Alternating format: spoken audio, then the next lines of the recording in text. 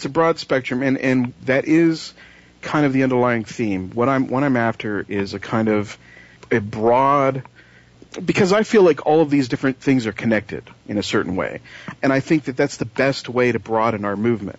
That the people who, like us, who are discussing the JFK assassination or the RFK assassination, and all these political assassinations, that information filters in and should inform other political positions, like anti-corporate positions, for example. And I think that by getting people who may not work together on a regular basis together on the certain issues of, say, anti-corporatism, for example, I think that we can gather strength that way. And in essence, build a new left, because that's what we're doing. I mean, the left has been torn to shreds, right, after the Southern strategy, since, and because of the assassinations themselves, right, the decimation of the left, of which the real radical left, the Black Panthers, they were sort of the last gasp of, because they were actually trying to educate children, they were instituting breakfast programs, they were the real deal, and they got wiped out. And there hasn't been anything comparable to that since then. A real counterculture, which I think is needed in our time, is because the left is obviously, just this week, right? The Huffington Post has been bought by AOL.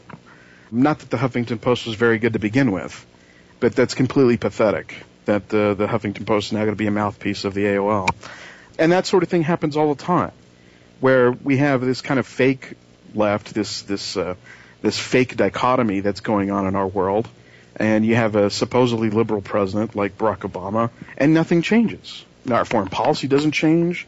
Our economic policy doesn't change. Not in any substantial way. So I think what is needed is a new left, and I think part of that is to kind of resuscitate these things that are considered fringe or alternative, conspiracies and things like that. The only reason these things are considered, abnormal or crazy is because that's how they're presented in the media. If you actually go in and study these things one at a time, you realize that there's an absolute reason why people think that, JFK wasn't killed by Lee Harvey Oswald, or, there are all sorts of case studies that one could do. And another one that's in the book is about Fred Hampton, which I don't know, has anybody really talked about Fred Hampton on your show? Not a lot. Put it this way, why don't you, let's get into that a bit for people who don't know anything about that case. Sure, yeah, I find that most people are not familiar with him at all, and part of the reason is he only lived to be 21. He never saw his 22nd birthday. He was a kid in Chicago who was first part of the NAACP, and then as a teenager became involved in the Black Panther Party in Chicago, eventually rose to become the head of the Chicago chapter of the Black Panther Party. And the reason he rose that way is partly because he was extremely gifted orator. He was a very intelligent guy, had a way of connecting with people immediately. I mean, if you can imagine, even when he was in the NAACP, this 15, 16-year-old kid could organize 500 or 600 people, no problem. This was the kind of force of personality this guy had. Once he got into the Black Panther Party, he rose because of attrition due to COINTELPRO. All these guys are getting put in jail and killed, and Fred Hampton goes, rising through the ranks and eventually becomes its head. And he was considered extremely dangerous because he was a very successful organizer, and he was doing exactly the kind of thing that I'm talking about. He was having political meetings every day at 6 a.m. teaching people. He had been studying law, and so he was trying to teach people legal points to help them when they were being harassed by police officers. And eventually the FBI decided they had to get rid of him. And the Fred Hampton case is really instructive, I think, because it's a murder without a conspiracy.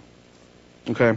There's no cover story in the Fred Hampton case. They came down there at 3 a.m. allegedly to serve a warrant. There was a guy who was taking money from the FBI. His name was William O'Neill, and he was the bodyguard of Fred Hampton. And this guy put psychobarbital in his coffee so that Hampton was dead asleep at 3 a.m. He'd been drugged. They come to serve this warrant. The officers burst in. The most conservative estimates that I could find have 99 shots going into the house and maybe one coming out. This was characterized as a shootout, of course, by all the local newspapers and the national media at the time. Right, and just to underscore this, what you're telling us, and it's a known fact, that his own bodyguard was an FBI informant and Correct. had drugged him to make sure he was knocked out. He got $300 for it. He got a $300 bonus for Hampton being killed. He was executed. He was shot at close range. Of course, he never got out of bed. He was drunk. In the head, right? In the head. Yeah, shot to the head. And there were other people that were killed there. I mean, there was women in the house. They also killed Mark Clark, another Black Panther leader. Right. So let's back up. So there's a bunch of police outside. Yes. And somebody yells something, and they just start shooting. That's exactly right. And like I say, there probably at the time, the Sergeant Groth, who was part of the police force that was there, said that over 200 shots were fired. And there are estimates that go up to 300. But in this particular article, I tried to use only New York Times sources.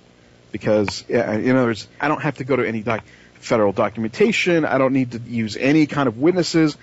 This is the major media. And they have to admit that this is what happened.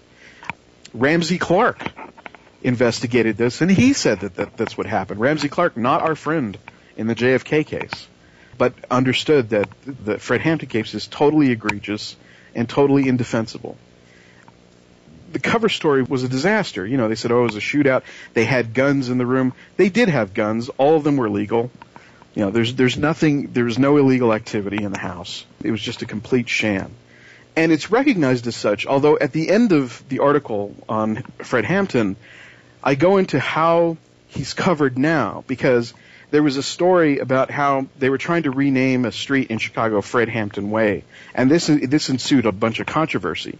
And so I quoted from one of the stories, and I don't have it right off the top of my head, but basically they portray, Fred Hampton was a dangerous, leader who was storing guns in the house, and this is how they reported now.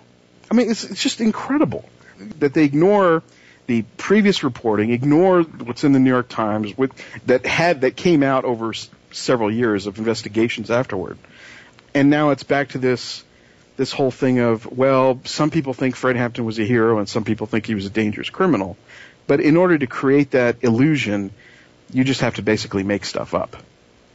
It's an incredible story, and it's not very well known, and it's not often talked about in our circles, even though to me all of the stuff that's going on with the Black Panthers is completely connected to what's going on with Bobby Kennedy and Dr. King and JFK, the ones that are more widely known, because they're part of this same leftist movement. I mean, they're not cooperating, they're not organizing all the time, although, as people have pointed out, Malcolm X is sort of becoming less radical as he gets older, and Dr. King's becoming more radical as they're sort of moving toward the center, in effect.